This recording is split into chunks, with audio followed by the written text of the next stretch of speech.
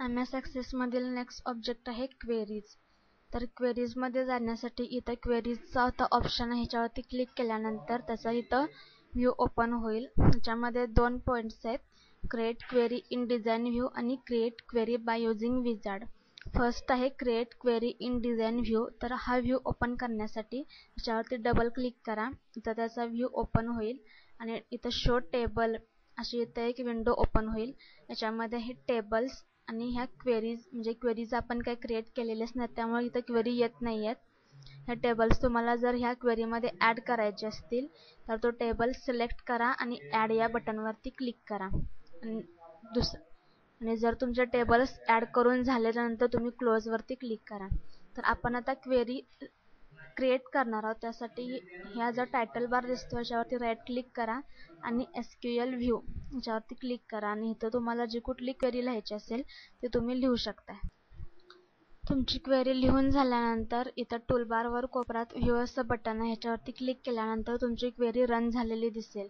आपण क्वेरी कुठली लिहिली होती, सिलेक्ट स्टार फ्रॉम मोबाईल, म्हणजे मोबाईलमध्ये तुमचे जे काही ऑप्शन्स असतील, जे कुठले फील्ड्स असतील ते तुम्हाला डिस्प्ले होतील सिलेक्टच्या क्वेरीने. तर आपण सिलेक्टची क्वेरी रन केल्यानंतर तुम्हाला इथं ते जे काही फील्ड्स असतील ते इथं डिस्प्ले झालेत. अशा प्रकारे आपण इथं क्वेरी यूज करून ऑपरेशन्स परफॉर्म करू शकतो. नेक्स्ट आपण ती क्वेरी सेव्ह केल्यानंतर जेव्हा ती क्वेरी ओपन कराल तेव्हा तुम्हाला त्या क्वेरीमध्ये जे काही तुम्ही ऑपरेशन परफॉर्म केलं असाल ते तुम्हाला ऑपरेशन रन झालेलं दिसेल. नेक्स्ट ही झाली सिलेक्टची क्वेरी. तुम्हाला अजून कुठल्या क्वेरीज रन करायच्या असतील तर त्यासाठी आधी न्यू क्वेरी असं घ्या. इथं डिझाइन व्ह्यू किंवा कुठला व्ह्यू तुम्हाला हवा असेल तर तुम्ही सिलेक्ट करू शकता. इथं आता डिझाइन व्ह्यू घेतल्यानंतर ओके करा. इथं परत मगासारखं शो टेबल असं ऑप्शन होईल. मी इथं मोबाईल हा टेबल ॲड करते आणि विंडो क्लोज करते. त्यानंतर परत राईट क्लिक SQL व्ह्यू, इथं तुमची क्वेरी राईट करा, क्रिएट करा.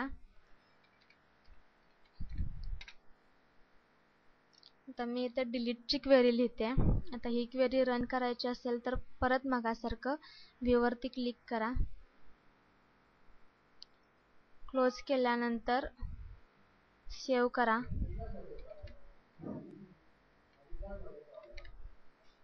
ओके केल्यानंतर ती विंडो क्लोज होईल आणि तुमची इथं डिलीटची क्वेरी सेव्ह होईल. तुम्ही ही क्वेरी ओपन करताना तुमची होणार नाही, कारण आपण मोबाईल ह्या टेबलमधल्या रेकॉर्ड सगळे डिलीट केलेत. तर आपण मोबाईल हा टेबल ओपन करून बघूया. ह्याच्यामधले सगळे फील्ड्स इथं डिलीट झालेले आहेत, म्हणजे आपण डिलीटची क्वेरी रन केल्यानंतर तुमचे सगळे इथले फील्ड्स डिलीट होतील. तर अशा प्रकारे आपण क्वेरी क्रिएट करू शकतो आणि त्या क्वेरीनुसार टेबलमधले ऑपरेशन्स परफॉर्म करू शकतो.